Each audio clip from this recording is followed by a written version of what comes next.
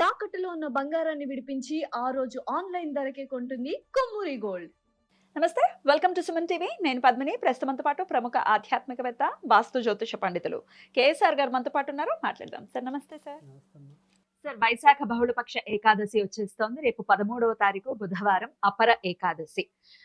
అపారమైనటువంటి పుణ్య ఫలితాన్ని పొందడానికి అపర ఏకాదశిని చేసుకోవాలి అని చెప్పి శాస్త్రవచనం. మరి ఖచ్చితంగా ఇది అందరికీ తెలిసినటువంటి అంశమే. కానీ దీని వైశిష్ట్యాన్ని ఇంకాస్త తెలుసుకోవాలనుకుంటున్నా. బుధవారంతో వస్తానంటే విష్ణుమూర్తి ఆరాధనకి బుధవారం కూడా సూచిస్తూ ఉంటారు. బుధవారం చేయండి అని చెప్పి.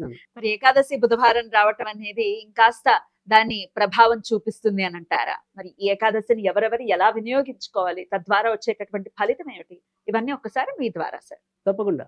అయితే ఇక్కడ ఖచ్చితంగా మీరన్నట్టుగా బుధవారం నాడు కానీ, శనివారం కానీ, సోమవారం కానీ ఏకాదశి వచ్చినప్పుడు మరింత వాటి యొక్క విశిష్టత పెరుగుతుంది.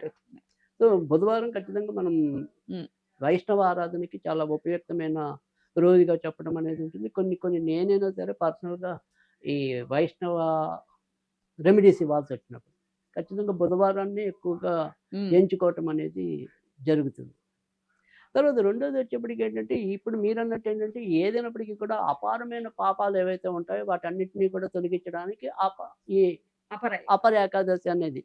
సో అందుకని మన పాపాలన్నింటినీ తొలగించడానికి ఈ రకంగా మనకి ఈ ఏకాదశి ఇవ్వటం అనేది జరిగింది.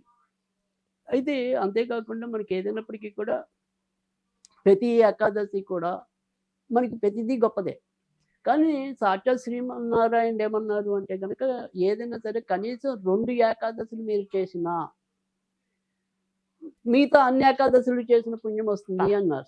సంవత్సరంలో మనం కనీసం 2 చేస్తాం. అందుకే మనం ప్రతి ఏకాదశిని కూడా చెప్తూ ఉంటాం. ఏ 2 చేసినా చాలు కదా. ఇప్పుడు ప్రత్యేకంగా ప్రతిసారి చెప్తున్నాం. కనీసం ఒకసారి చేసాం, ఇంకో ఏకాదశి చేసినా మనకు అంతే పుణ్యం వస్తుంది అని చెప్పి. సో గంగా నదిలో స్నానం చేసిన పుణ్యం వస్తుంది. తర్వాత మరి అనేక రకాలైన దానాలు చేసిన పుణ్యం వస్తుంది. సో వైశాఖ మాసం అంతా కూడా మనకి కార్తీక మాసం ఎలాగో వైశాఖ మాసం అంతా కూడా ప్రాథమికంగా దానాలకే ప్రాధాన్యత. సో కార్తీక మాసంలో చేసే ప్రతి దానం కూడా ఎలాంటి అక్షయ పుణ్యాన్ని ఇస్తుందో సేమ్ అదే పుణ్యం అంతా కూడా మళ్ళీ మనకి వైశాఖ మాసంలోనే ఉంటుంది.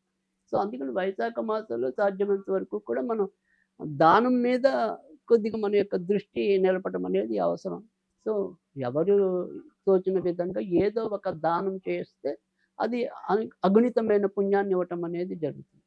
అయితే ఈ అపర ఏకాదశి విషయానికి వచ్చినప్పటికి ఏంటంటే, దీంట్లో పెద్దగా కథా విశిష్టత అనేది మనకి ఈ సందర్భంలో పెద్దగా ఏమీ ఉండదు. అపర ఏకాదశి కేవలం మనం ఏమంటాం, ధర్మరాజు సందేహాలకి శ్రీకృష్ణుడు చెప్తూ ఎవరు ఎలాంటి పాపాలు చేసినప్పటికీ కూడా ఆ పాపాలన్నింటినీ కూడా తొలగించడానికి ఇది అపారమైన పుణ్యాన్ని ఇవ్వగలిగే ఏకాదశిగా మాత్రమే శ్రీకృష్ణుడు పేర్కోవటం అనేది జరిగింది.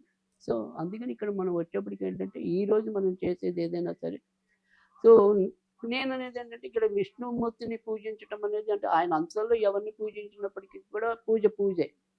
కానీ ఈరోజు మీరు పూజ చేసేదానికి రాములు వారిని వినియోగించుకోండి. అంటే రామావతారం. అంటే ఇప్పుడు మనకి వీటిలో కూడా ఏకాదశిలో కూడా కొన్ని వాముడిని పూజించమని, కొన్ని కృష్ణుడిని పూజించాలని కూడా, కృష్ణుని పూజించమని ఇలా మధ్యలో మనకి ఆయా కథల్లో రావటం అనేది ఉంటుంది.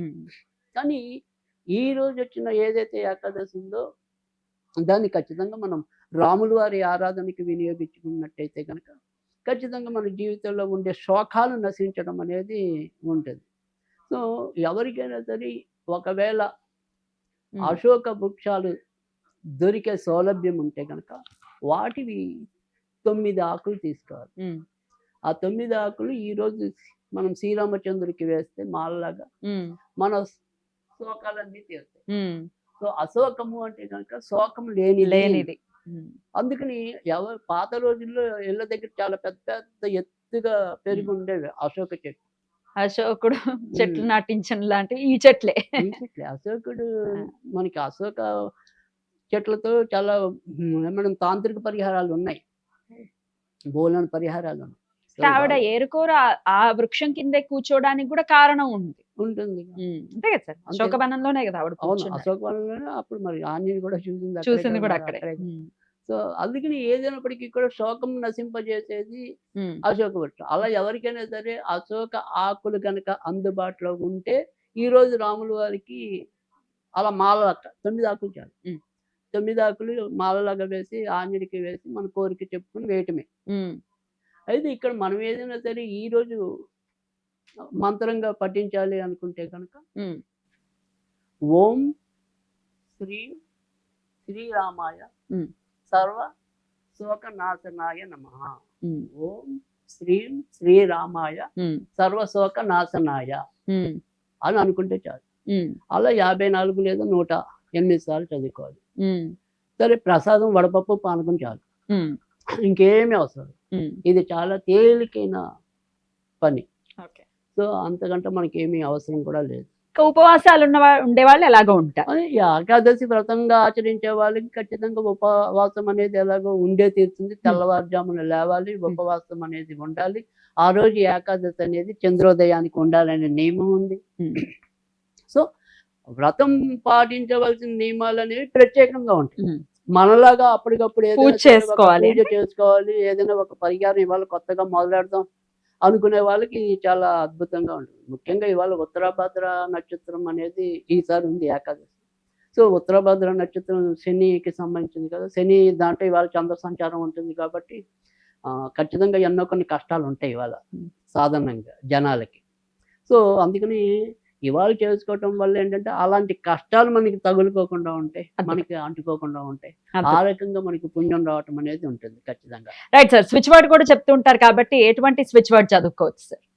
దానికైతే కనుక ఖచ్చితంగా గోల్డెన్ రాక్ రైట్. ఆయన చాలా మంచి స్విచ్ వర్డ్. అద్భుతం సార్, చాలా బ్యూటిఫుల్ గా ఎక్స్ప్లెయిన్ చేశారు సార్. కృతజ్ఞతలు. నమస్కారం సార్.